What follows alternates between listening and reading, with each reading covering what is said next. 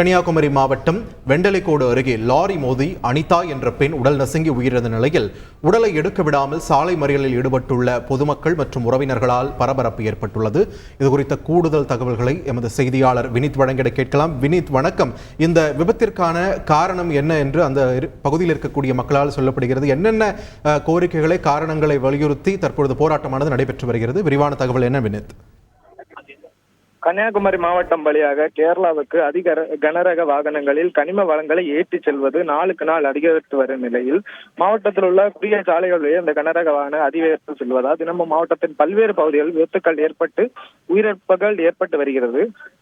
இந்நிலையில் சித்திரங்கோடு அருகே மேற்கோளை சேர்ந்த அமல்ராஜ் என்பவரது தனது மனைவி அனிதாவுடன் கொலைச்சகரம் வந்துவிட்டு இருசக்கர வாகனத்தில் மீட்டருக்கு பேசிக் கொண்டிருந்த போது கனிம வளம் ஏற்றி அதிக வேகமாக வந்த கனரக லாரி வந்து அவர்களின் மீது மோதியது. இதில் ராலியின் பின் சக்கரம் ஏறி இறங்கியதால் உடல் நசுங்கி சம்பவ இடத்திலே தனது மனைவி உயிரிழந்து விட்டார்.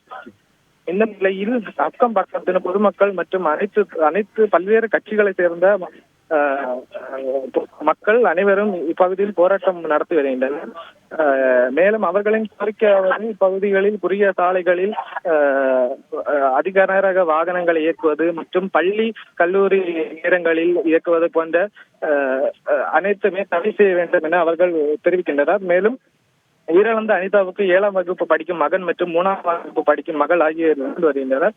மேலும் சம்பவ இடத்திற்கு மத்திய முன்னாள் இணையமைச்சர் பொன் ராதாகிருஷ்ணன் வந்து பேச்சுவார்த்தை நடத்தியும் சுமூகமாக எட்டப்படாத நிலையில் தற்போது அவரும் பொதுமக்களுடன் இணைந்து அமர்ந்து போராட்ட களத்தில் ஈடுபட்டு வருகின்றனர். நன்றி வினோத், எங்களோட விரிவான தகவல்களுக்கு. செய்திகளை உடனுக்குடன் தெரிந்து கொள்ள உடனே சப்ஸ்கிரைப் பண்ணுங்க.